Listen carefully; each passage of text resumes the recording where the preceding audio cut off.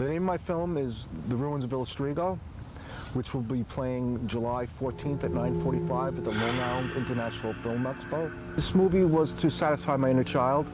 I love the movies of the 30s, 40s, 50s, and 60s, the old Gothic horror movies where the monsters had presence. They had a story. And I just loved it so much as a kid that I had to make my own. In the film, I play Villastrigo. I play the vampire. Jessie Perez plays the girl that I have sleepwalking in the woods, coming to me, that I'm calling to. And Rob Becerra plays the hapless boyfriend that is going in search of her to rescue her. Jessie Perez was very easy to direct. She was just a pleasure to work with, and she's a really sweet girl. My makeup lady was Rosemary Perkins Roberti, and she did a phenomenal job on making me look like Villastrigo. And her husband Lance built my coffin, and he did a very comfortable job because it was a pleasure to sit in that.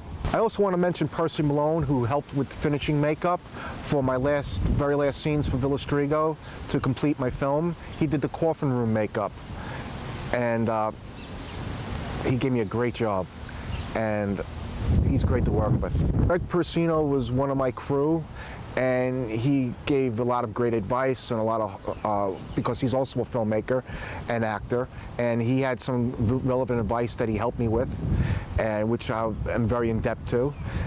And he just did so much for me, and he was great. Brian Hessian was another very key crew member. He was also a DP for the coffin room rising scene in Villastrigo, where he rises from his coffin and he comes out of the ground in search of his victims. Brian was very key in filming that sequence, which I love it actually so much. And he was a great crew member, and he's very enthusiastic. That's the best way to explain Brian. And I love working with the guy. My whole vision totally came together with Andrew Henriquez, who did my cinematography work.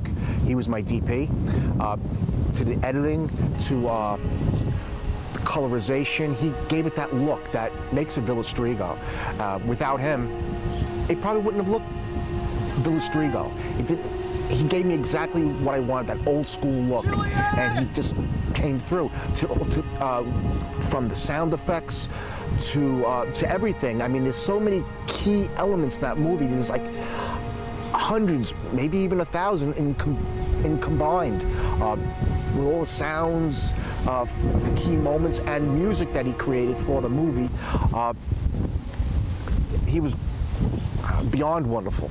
Now, there was a lot of green screen effects in this movie, which, again, Andrew was responsible for.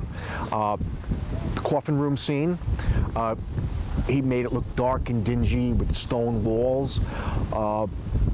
My scene where, I don't want to give everything away in the movie, but there's a scene where I sacrifice Jesse's character, and that had to be green screened, and you can't tell. There's no way possible to tell that that was a green screen scene.